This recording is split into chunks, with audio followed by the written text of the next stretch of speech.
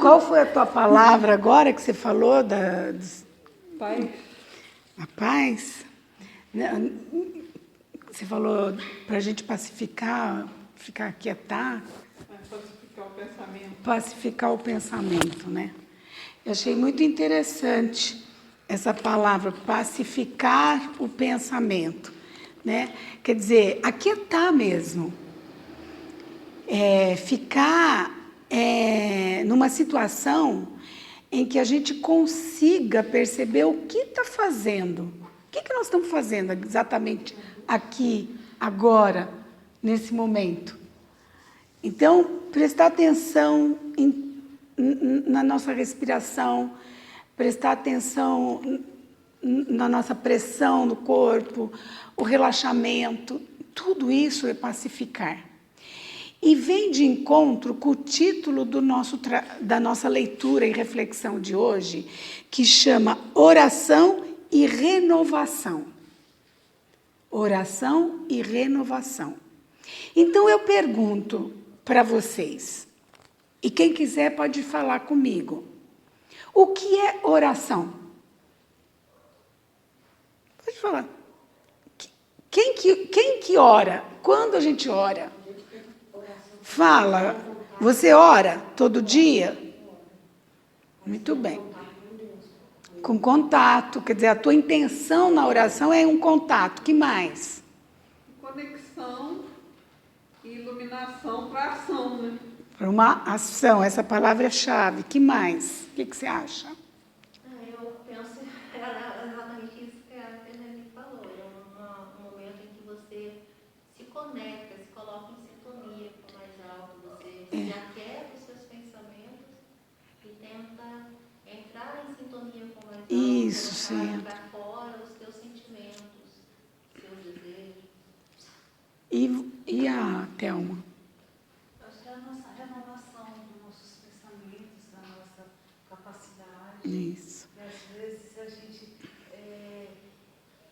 diz que faz uma coisa e faz outra. Então, vamos ver exatamente isso. O que a gente diz que faz e o que a gente não faz. E o Kardec, como é que é? Kardec, você ora todo dia? Entrar para dentro de mim mesmo, né? E para mim. Mas você faz isso todo dia? De manhã, de tarde ou de noite? De noite. Muito bom. Então você tem um hábito. E essa moça, que eu não sei o nome? É Joyce. Joyce? Isso. Toda noite também. É, Deus iluminar os caminhos, né? De vibrações boas. ótimo. Então veja, cada um tem um jeito de orar. Só faltou o meu colega ali. Como que você ora? Uma petição, pedir a Deus, uma petição a Deus. Assim, Saúde, pedindo. saúde. E o Carlinhos? Como é que é a tua oração? Oração para mim é um momento que eu entro em equilíbrio. Porque não existe paz sem equilíbrio. Então é um momento que eu, de madrugada, sempre, eu acordo de madrugada e faço minhas orações. Tento entrar em equilíbrio. É um trampolim para atingir o ápice. Sim, que legal. É lógico, muitas vezes a gente consegue, poucas a gente não consegue e vice-versa. Enfim, cada hora é de um jeito. Mas repare que cada um falou uma palavra interessante, que cada palavra dessa vai levar a uma ação, como a Geni falou. Então, tudo que eu colocar aqui é para vocês refletirem. Porque quando a gente fala oração, e como nós somos descendentes da religião católica, nós temos como a oração, primeira coisa, uma oração decorada. Então, quando a gente ora o Pai Nosso, Ave Maria, ou qualquer coisa assim, a gente faz dela uma decoreba mesmo. Parece decorando um verso e vai falando. preocupado mais na fala, em não errar o verso, do que propriamente tomar cuidado com as palavras que vêm a partir dela. E por causa desta colocação, é que eu digo que existe uma diferença entre orar e meditar.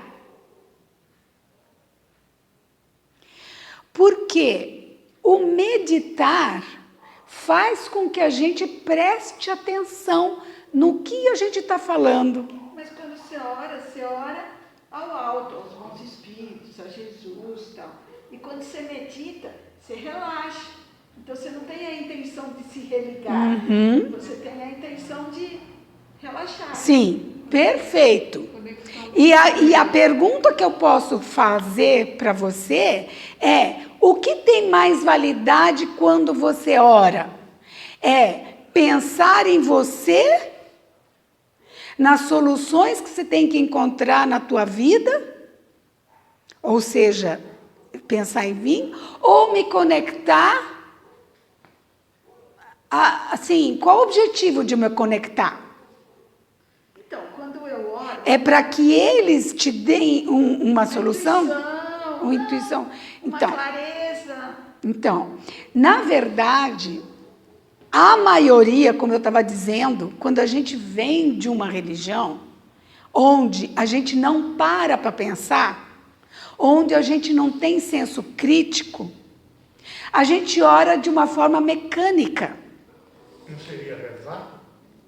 Orar e rezar são sinônimos, né, Carlinhos? Então, é exatamente isso que eu estou falando. Tanto rezar quanto orar. E a meditação é que traz essa diferenciação. Eu penso em mim e nas soluções e nos problemas que eu gerei.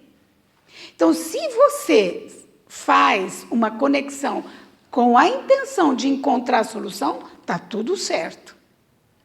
Mas as pessoas, na maioria, reza como se fosse uma coisa meio mecânica, missão cumprida, rezei, põe a cabeça no travesseiro e dorme. Não é assim.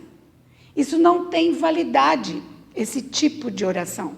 Ou uma reza, né? Então, por isso que eu estou chamando de meditação.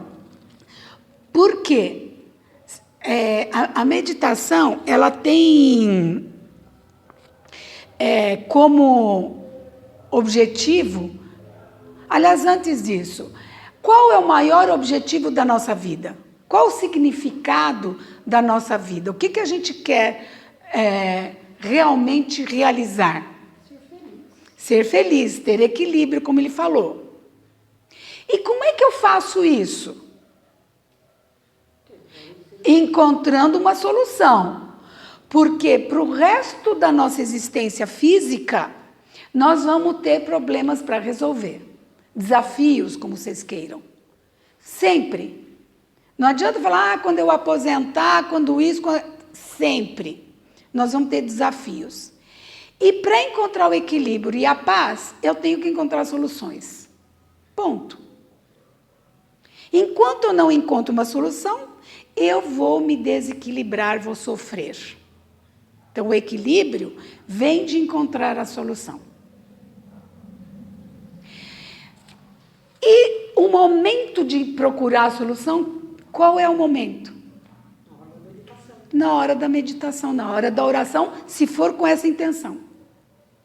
Tem que mudar o conceito da oração.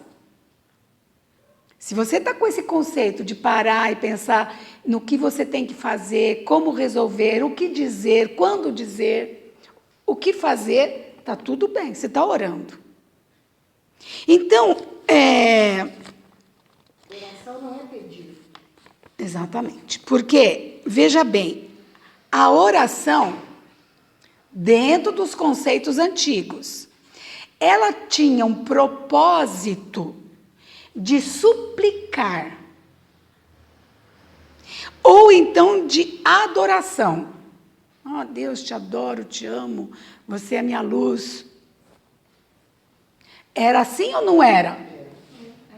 Era 2 propósitos. Ou eu estava suplicando, pelo amor de Deus, me ajuda, resolve meu problema, eu faço promessa, eu faço o quê?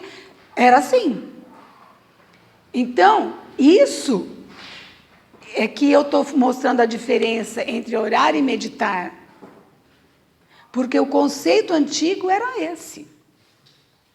Quanto mais você orar, ora o terço, ora não sei quantas horas, ora não sei o quê. Então, tudo isso nos levou, num determinado momento, a acreditar que, fazendo dessa forma, nós estamos de bem com os nossos problemas. E aí, o que acontece? Muita gente fica revoltado.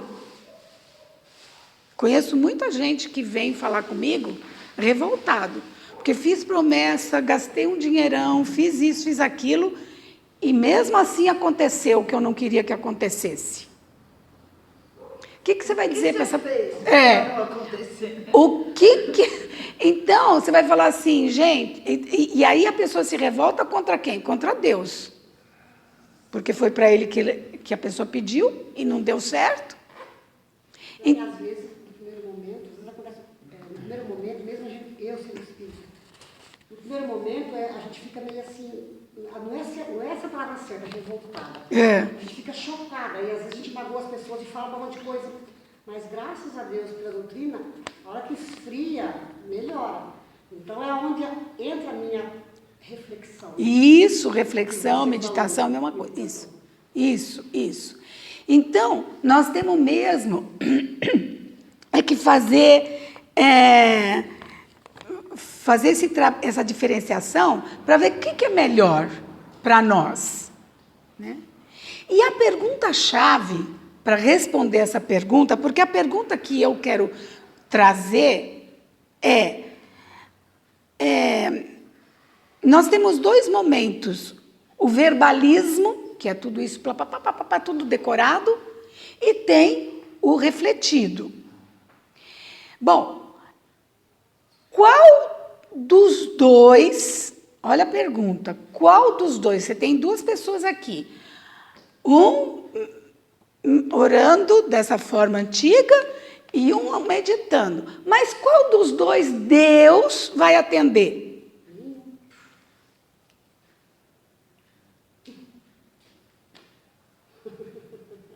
Ela deu a resposta, vocês ouviram? Qual que Deus vai atender? Nenhum dos 2. Por quê? Mesmo eu fazendo essa reflexão, essa meditação que eu estou propondo como uma coisa melhorada, renovada. Porque o texto é oração e renovação. Então, esta ideia é para renovar um hábito antigo. Mas por que Deus não vai atender nenhum dos 2? Qual é o pulo do gato, vamos dizer assim, nessa história? Pela doutrina, eu acho que é o nosso livre-arbítrio. Ou Deus, Ele é supremacia, Ele é maior, Ele é tudo, Ele é maravilhoso, Ele é tudo, gente. Sim, até aí. Mas por que Ele não vai atender? Porque... Porque Ele já deixou em nós a chave da solução. Exatamente. Quem vai correr atrás e vai solucionar é a gente mesmo. Então, Ele interferir nas leis naturais que Ele criou para certo. Porque a causa e efeito de cada Isso. Então, por quê? Porque nós é que temos que encontrar a solução. Então, a responsabilidade é nossa. O mérito de fazer certo é nosso. E a responsabilidade, quando não dá certo, é nossa também. E quando dá também. Sim, o mérito de quando dá certo e a responsabilidade quando não... Então, sempre nós é que vamos ganhar a medalha de dar certo ou não. Então, é errado pedir a Deus? Oi? Então, é errado. Não tem nada de errado. Aí pode surgir o questionamento. Então, a oração não tem valor? Estou perguntando porque... É boa a pergunta, claro. Eu entendi assim o que ela quis dizer. Sim, faz... Alguém mais quer saber como ela está pensando? O que vocês acham? É pertinente essa pergunta? Óbvio que é. Por quê? Porque, na verdade, o que nós estamos mostrando é que, às vezes, as palavras, quando elas não são pensadas... O que quer dizer uma oração? Se você cresce num ambiente que todo mundo vai, Pai Nosso, que está no céu, santificado seja feito, você vai crescer, vai ser adulto e vai continuar fazendo. Reza o terço vendo televisão. Reza o terço assistindo televisão.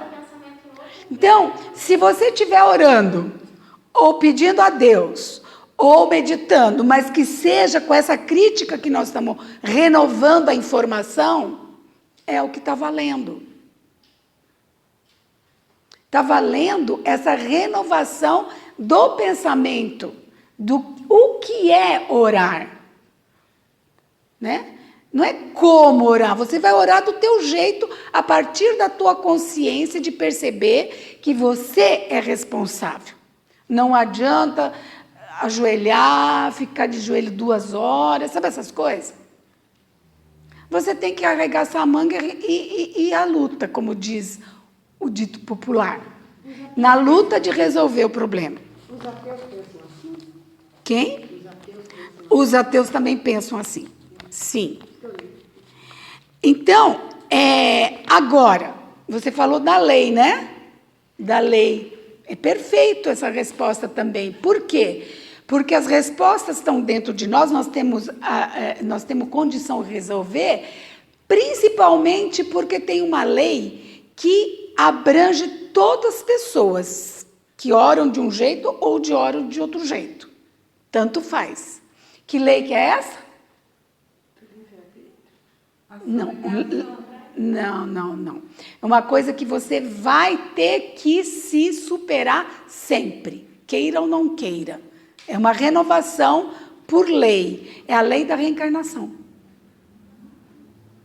Com certeza. Então, existe a lei da reencarnação. Você vai aprender, orando de um jeito ou do outro.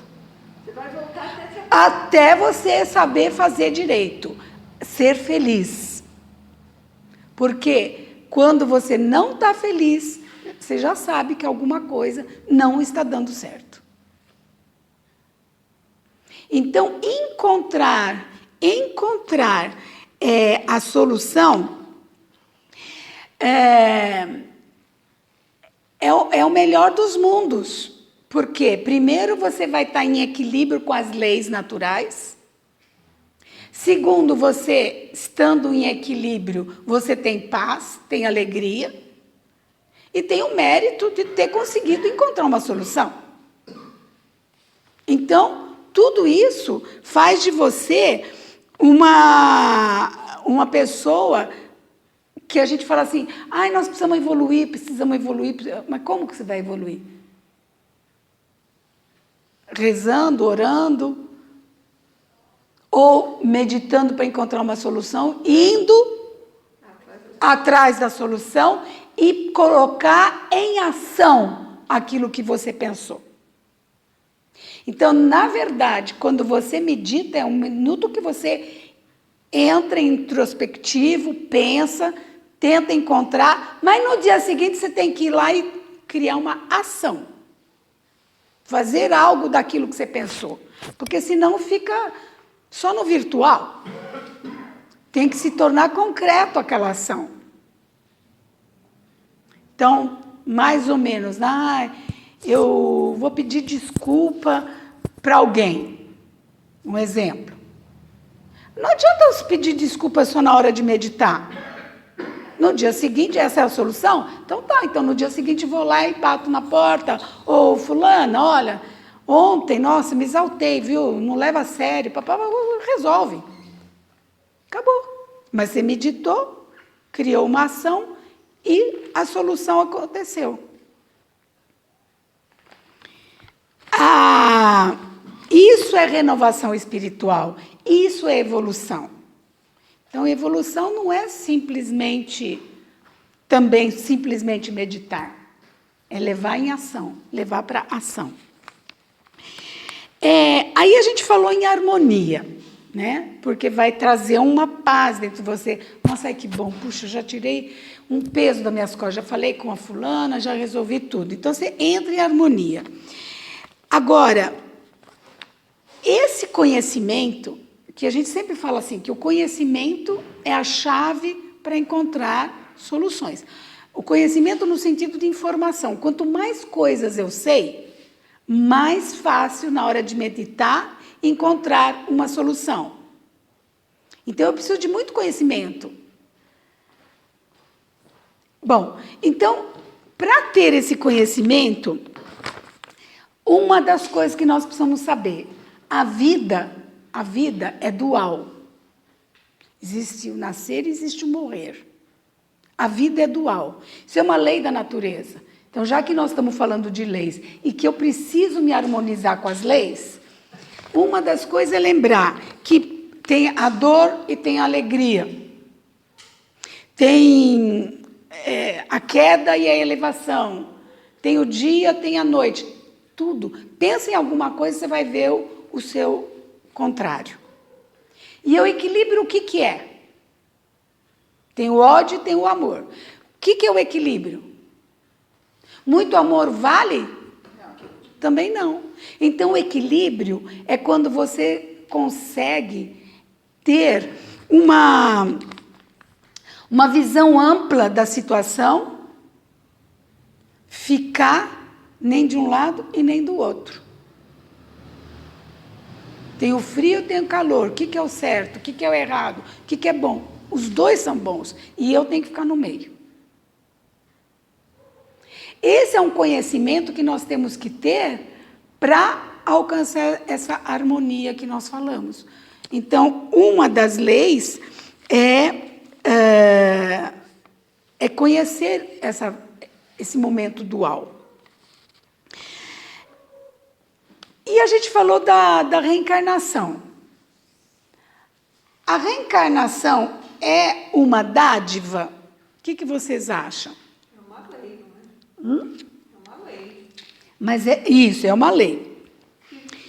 Pode ser uma dádiva, porque sem ela, como é que Sem ela, como você vai progredir? Né?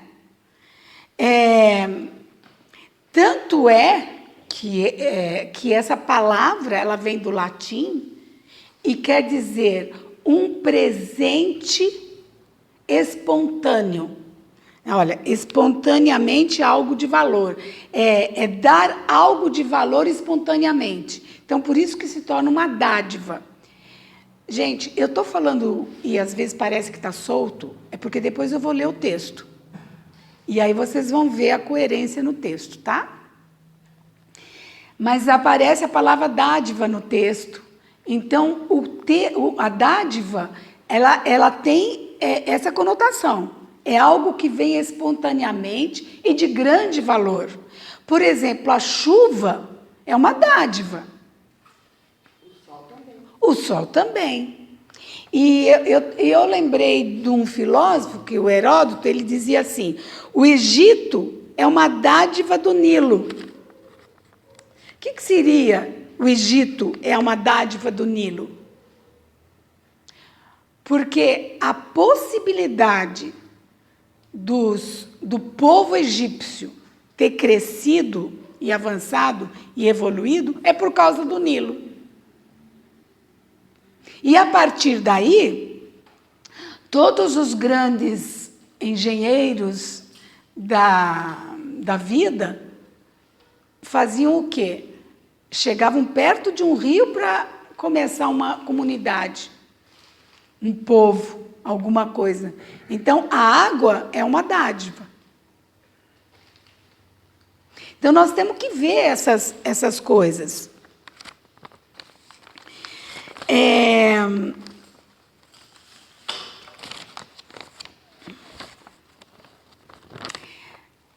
E quando a gente faz uma meditação e percebe uma dádiva, a gente também considera que somos co-criadores, porque Deus pôs as leis. Então, nós somos co-criadores. Se a gente poluir esse rio, o que vai acontecer? É Deus que quis isso? Está castigando a gente? Não. Então, somos co-criadores tanto para resolver como para danificar. Os dois polos, a dualidade. Cabe a nós o equilíbrio, usar a água de uma melhor forma possível para sempre nos beneficiarmos com essa dádiva. Senão, vamos ficar sem. É a dualidade da vida. Não tem a ver com o poderoso que poderia, de um instante, um rio poluído e virar uma água límpida e... Ele não vai fazer isso. Por mais poder que ele tenha, que a gente sabe que tem. Mas o que ele fez? Ele colocou as leis e disse, agora é com vocês. Mas neste caso, ainda existe a questão de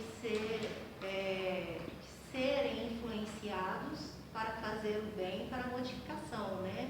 Claro. Para despertar. Sim. Não, a gente tem que tomar consciência de que a gente não pode poluir essa água, que ela é importante. Claro. E tal. Então, assim, Deus ele não vai modificar o rio poluído com uma água clara, transparente.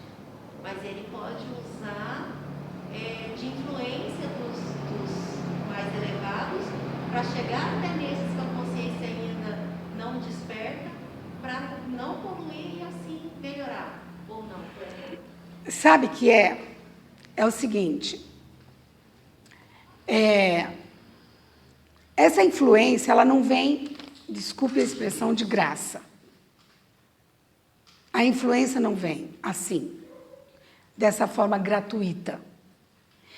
Se você se eleva e pede essa ajuda, e você tem a consciência, você desperta, você. Aí você pode ajudar o outro que não vai se elevar para ter essa consciência. Você fisicamente pode ajudar o outro. Você pode ajudar o outro A se tocar, porque é o seguinte, se você não fizer isso, olha como a responsabilidade se eleva ao quadrado. Você tem essa consciência, mas se você não passar essa consciência para uma maioria, você vai ser vítima do rio sujo. Porque só você tem consciência. O que a gente faz com isso? 20 mil não tem.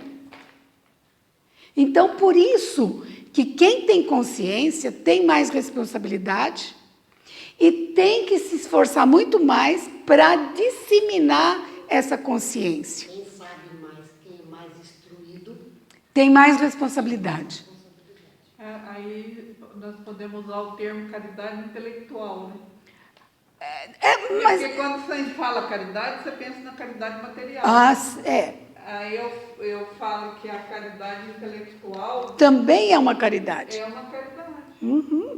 Porque quantas ONGs que surgem Claro. de uma ideia, mas tem tanta gente que empresta seu intelecto para desenvolver. Sim. Então, quando a gente descobriu a energia elétrica, nós estamos aqui, ó, com a luz acesa. Veio de quem? De um intelectual. e veio poluição através da eletricidade. Também Então, tudo tem que ter o equilíbrio. tem um preço. Tem um equilíbrio. Se a gente não perceber que precisa do equilíbrio, a gente vai usar e não vai usufruir por longo tempo, porque tudo tem um limite. Tudo tem um limite. Então, a gente precisa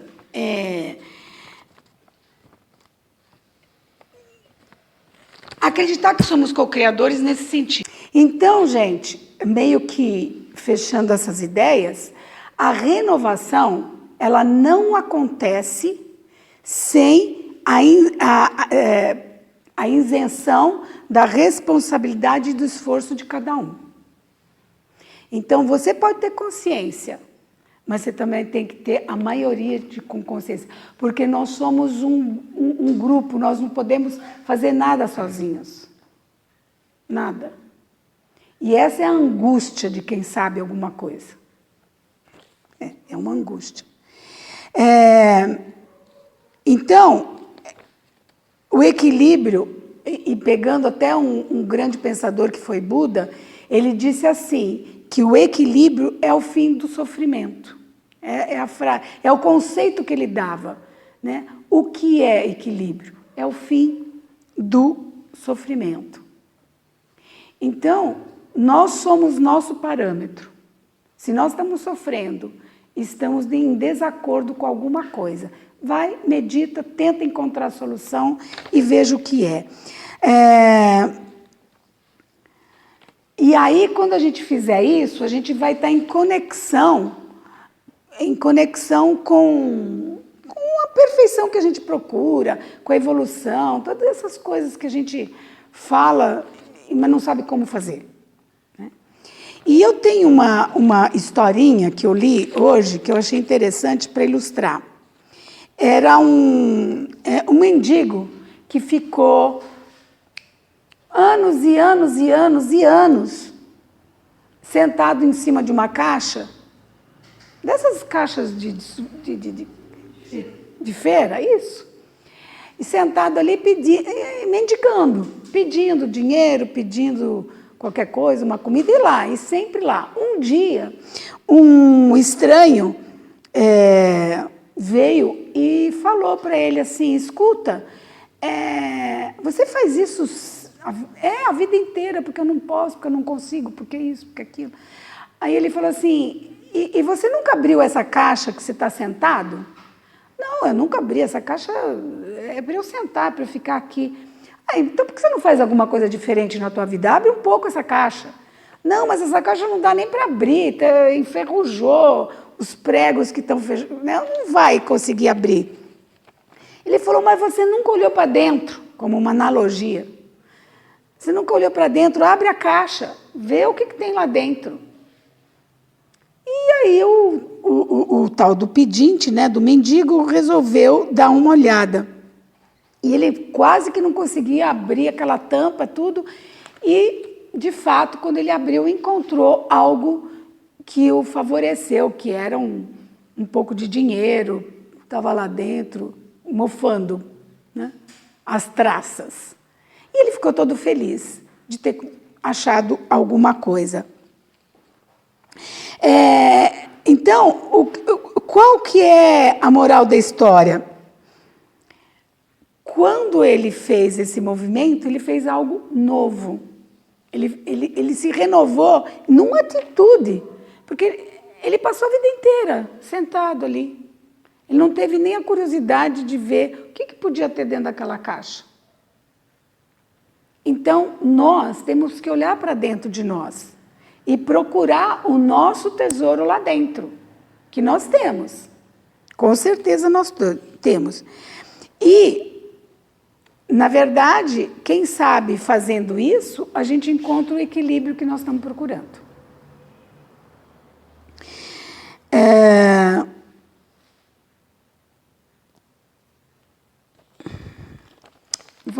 Vamos ler o texto. Vamos ver agora se faz jus. Se fica mais... Porque esses textos aqui, tem uns que você lê, você não consegue entender quase nada. E esse era um deles, essa lição 21. No sentido assim, parece um... Oi? Ainda bem que eu peguei a 20. Então, é difícil, sim. E quando a gente vai para cada palavrinha, é mais fácil. Então, diz assim, oração e renovação. É certo que todo trabalho sincero de adoração espiritual nos eleva a alma. A súplica no remorso traz-nos bênção. Quer dizer, suplicar é bom? É uma bênção também. A rogativa na aflição nos dá a conhecer a deficiência própria, ajuda-nos a descobrir o valor da humildade. A solicitação na dor revela-nos a fonte sagrada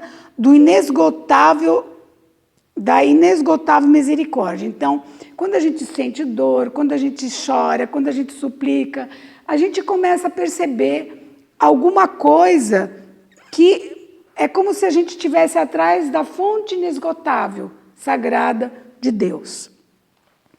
A oração refrigera, alivia, exalta, esclarece, eleva, mas, sobretudo, afeiçoa o coração ao serviço divino. Mas não olvidemos, quer dizer, não tenha dúvida, de que os atos, a ação íntima e profunda são necessários e úteis a nós próprios. Olha assim, chama atenção. Tudo é para você, com você mesmo. Na essência, ele diz, não é o Senhor com letra maiúscula, é Deus. Na essência, não é o Senhor quem necessita de nossas manifestações, mas somos nós mesmos que devemos aproveitar a sublime possibilidade de repetição. Que aqui foi onde eu achei que a repetição é a reencarnação. Aprendendo com sabedoria a vida. Jesus espera por nossa renovação espiritual, acima de tudo. Se erraste, é preciso procurar a porta da retificação. Olha assim a dualidade que eu falei. Se ofendeste alguém, corrige-te na devida reconciliação. Se te desviaste da senda reta, volta para o caminho. Quer dizer, desviou, volta para o direito. Se te perturbaste, harmoniza-te de novo. Se abrigaste a revolta, recupera a disciplina de ti mesmo. Qual disciplina? De meditar. Pensar, o que eu fiz de errado? Em qualquer posição de desequilíbrio, lembre-te de que a prece pode trazer-te sugestões divinas. A prece. A prece não memorizada. Amplia-te a visão espiritual. É por isso que ele está falando, a oração é para ampliar a visão espiritual e proporcionar-te consolações abundantes. Todavia, para o Senhor, não basta as posições convencionais ou verbalistas. Para Ele, não faz diferença. O Mestre oferece-nos a dádiva e pede-nos a iniciativa. A dádiva que a gente está vendo. Nós temos a solução das coisas. Nós temos o essencial. É um presente que nós temos. Inclusive as nossas faculdades é uma dádiva. Se teus dias de luta, portanto, nos teus dias de luta, faze os votos e promessas que forem do teu agrado e teu proveito. Não adianta você falar, eu prometo ao Senhor que eu vou acender 10 velas. Você está fazendo para Ele e para você. Então, é para você. Porque, olha, faça os votos e promessas a teu agrado e proveito. Mas não te esqueça da ação, no dia seguinte vai lá e faz, e da renovação aproveitáveis na obra divina do mundo e sumanamente agradáveis aos olhos do Senhor. Quer dizer, é isso que Ele gostaria de ver em nós. Colocar em ação as nossas potencialidades. E foi isso que eu meditei a respeito deste texto do 21, Oração e Renovação. Espero ter aberto algum canal em vocês. Assim.